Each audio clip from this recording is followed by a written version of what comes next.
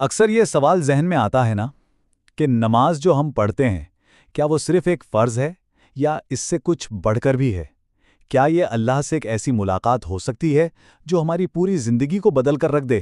آج ہم اسی سفر پہ بات کرنے والے ہیں۔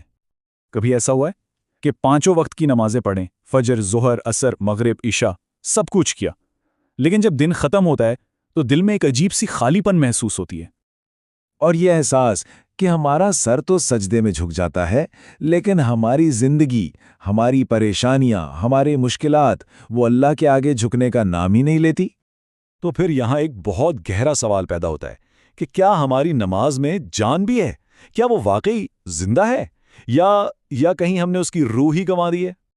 دیکھیں، ہم میں سے اکثر نمازی تو ہیں الحمدللہ، لیکن دل میں وہ سکون نہیں جو ہونا چاہیے۔ ہم روز دعا بھی کرتے ہیں مگر ساتھ ساتھ تقدیر سے شکوے بھی کرتے رہتے ہیں، اور اندر ہی اندر دل سے ایک ہی آواز آتی ہے، یا اللہ، میں نماز تو پڑھتا ہوں، پھر میری زندگی کیوں نہیں بدل رہی؟ اور وہ زندگی ہے کیا؟ وہی روزمرہ کے مسائل، سر پر قرض کا بوجھ، گھر میں ہر وقت کی ٹینشن، رشتے ہیں کہ ٹوٹے جا رہے ہیں، اولاد ہے کہ ہاتھ سے نکلتی جا رہی ہے، اور میاں بیوی کے درمیان محبت وہ تو جیسے ختم ہی ہوتی جا رہی ہے۔ اور پھر جب رات کی تنہائی ہوتی ہے، جب سب سو جاتے ہیں، تو انسان اکیلے میں بیٹھ کر سوچتا ہے، آنکھوں میں آنسو آ جاتے ہیں، اپنے گناہ یاد آتے ہیں، وہ نمازیں جو قضا ہوئیں وہ یاد آتی ہیں، اور دل میں بس ایک ہی خیال آتا ہے، ایک ہی خوف، شاید اللہ مجھ سے ناراض ہے۔ لیکن اگر یہ سب کچھ آپ کے ساتھ بھی ہو رہا ہے تو یہاں مایوس ہونے کی بات نہیں ہے، کیونکہ آج ہم اسی مسئلے کا حل تلاش کرنے نکلے ہیں۔ ہم مل کر نماز کی اس روح کو ڈھونڈیں گے جو واقعی زندگی بدل دیتی ہے۔ اللہ نے قرآن میں نماز کا ایک معیار بتایا ہے، فرمایا، بے شک نماز بے حیائی اور برے کاموں سے روکتی ہے۔ اب ذرا ایک لمحے کے لیے خود سے یہ سوال کریں، اگر ہماری نماز ہمیں گناہوں سے نہیں روک پا رہی تو کیا مسئلہ اللہ کی آیت میں ہے؟ نہیں، مسئلہ تو پھر ہماری نماز میں ہی ہے نا؟ اور یہیں پر سب سے بڑا فرق سمجھ میں آتا ہے۔ دیکھیں، نماز صرف اٹھک بیٹھک کا نام نہیں ہے۔ ایک سوچ یہ ہے کہ نماز ایک فرض ہے، ایک ڈیوٹی ہے جسے بس پورا کرنا ہے، بوجھ ہے جسے اتارنا ہے، اور دوسری سوچ یہ ہے کہ نماز تو اللہ سے ملاقات ہے، ایک ملاقات، ایک گفتگو جہاں ہم اپنے رب سے بات کر رہے ہوتے ہیں۔ تو پھر سوال یہ ہے کہ آخر وہ کیا چیز ہے، وہ کون سی رکاوٹیں ہیں جو ہماری نماز کو فرض سے ملاقات بننے نہیں دیتی؟ عام طور پر اس کی 3 بڑی وجہ ہیں۔ نمبر 1، ہمارا ذہن جو نماز میں ہوتا ہی نہیں، کہیں اور بھٹک رہا ہوتا ہے۔ نمبر 2، گناہوں سے ہمارا تعلق کہ ہم گناہ چھوڑنا ہی نہیں چاہتے۔ اور نمبر 3، ہمارا نماز کو بوجھ سمجھنا، رحمت نہیں بلکہ ایک سزا سمجھنا۔ ذرا اس بات کی گہرائی کو سمجھیں۔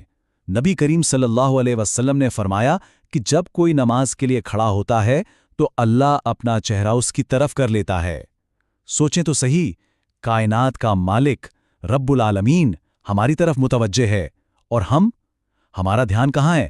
موبائل کی نوٹیفیکیشن میں، بزنس کے حساب کتاب میں، آفس کی ٹینشن میں۔ تو جب جسم مسلح پر ہو اور دل دنیا میں بھٹک رہا ہو تو پھر ایسی نماز سے روح کو سکون کیسے مل سکتا ہے؟ اس بات کو ایک بہت ہی خوبصورت کہانی سے سمجھتے ہیں۔ ایک بزرگ تھے، اپنی عبادت کے لیے بہت مشہور۔ ان کی زندگی میں ایک نور تھا، ایک سکون تھا۔ تو کسی نے ان سے پوچھ ہی لیا کہ اس کی وجہ کیا ہے؟ ان سے پوچھا گیا، حضرت آپ کی زندگی میں اتنی روشنی، اتنا سکون کیسے ہے؟ تو وہ بزرگ مسکرائے اور انہوں نے ایک ایسا جواب دیا جو سوچنے پر مجبور کر دیتا ہے۔ انہوں نے کہا، بیٹا، میں نماز پڑھتا نہیں، میں نماز جیتا ہوں۔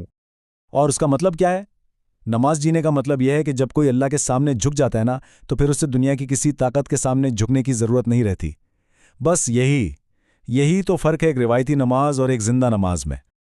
اچھا، اب آتے ہیں دوسری بڑی رکاوٹ پر، وہ یہ کہ ہم نماز کی دوا تو کھاتے ہیں لیکن ساتھ ساتھ گناہ کا زہر بھی پیتے رہتے ہیں۔ اب آپ خود سوچیں، جو شخص دوا بھی کھائے اور زہر بھی پیے، اسے شفا کیسے مل سکتی ہے؟ یہ ناممکن ہے۔ اب یہاں سے بات کو بہت زیادہ دھیان سے سنیے گا۔ اگر آپ کو لگتا ہے کہ اتنی نمازوں کے بعد بھی زندگی نہیں بدلی، تو اس کا مطلب یہ بالکل نہیں ہے کہ اللہ نے آپ کو رد کر دیا ہے یا آپ سے ناراض ہے۔ نہیں، اس کا مطلب تو یہ کہ اللہ آپ سے ایک اور گہری، ایک اور سچی ملاقات چاہتا ہے۔ وہ تو آپ کو بلا رہا ہے۔ حدیث قدسی میں وہ کیا کہتا ہے؟ اے میرے بندے، تو میری طرف چل کر آ، میں تیری طرف دوڑ کر آؤں گا۔ سبحان اللہ، کون ہمارے رب سے بڑھ کر محبت کرنے والا؟ تو پھر آئیے اس دعوت کو قبول کرتے ہیں اور اس تبدیلی کی طرف کچھ عملی قدم اٹھاتے ہیں۔ میں آپ کو 3 بہت چھوٹے، بہت آسان عمل بتاؤں گا جو آج سے، ابھی سے شروع کیے جا سکتے ہیں۔ پہلا قدم، ہر نماز سے پہلے نیت باندھنے سے بس 10 سیکنڈ پہلے آنکھیں بند کر کے دل میں صرف یہ کہیں، یا اللہ میں تیرے سامنے حاضر ہوں، بس اتنا سا۔ دوسرا قدم، صرف ایک گناہ، کوئی ایک ایسا گناہ جو آپ کو لگتا ہے کہ آپ کی نماز کی ساری طاقت ختم کر دیتا ہے، اسے چھوڑنے کا پکا ارادہ کر لیں۔ اور تیسرا قدم، سجدے میں جائیں تو یہ دعا ضرور مانگیں، اے اللہ میری نماز کو میری زندگی بنا دے۔ اور آخر میں ایک بہت اہم بات، ہمیں یہ ہمیشہ یاد رکھنا ہے کہ اس دنیا کی نماز کا ایک آخری مقصد بھی ہے۔ یہ نمازیں دراصل ہمیں اس سب سے بڑی، سب سے آخری ملاقات کے لیے تیار کر رہی ہیں، کیونکہ ایک دن آئے گا جب یہ نمازیں ختم ہو جائیں گی، یہ سجدے رک جائیں گے اور ہمارا ٹھکانہ مٹی کے نیچے ہوگا۔ اس دن نہ دولت کام آئے گی، نہ رتبہ، کچھ بھی نہیں کام آئے گی، تو بس وہ نماز جو فرض سمجھ کر نہیں بلکہ ملاقات سمجھ کر پڑھی گئی تھی۔ تو آج ابھی ہمارے پاس موقع ہے، ہمارے پاس وقت ہے، اللہ آج بھی ہمارا انتظار کر رہا ہے۔ آئیں آج سے اس دعا کو اپنی زندگی کا، اپنی ہر نماز کا حصہ بنا لیں۔ یا اللہ میری نماز کو میری زندگی بنا دے اور میری زندگی کو اپنی رضا کا ذریعہ بنا دے۔ تو جاتے جاتے بس یہ ایک سوال خود سے ضرور پوچھیے گا کہ کیا ہو اگر یہ جو دل میں دوری کا احساس ہے، یہ جو بے چینی ہے، یہ اللہ کی طرف سے ناراضگی نہیں بلکہ ایک دعوت ہو، ایک پکار ہو کہ آ میرے بندے، آ میرے اور قریب آ اور آ کر مجھ سے بات کر۔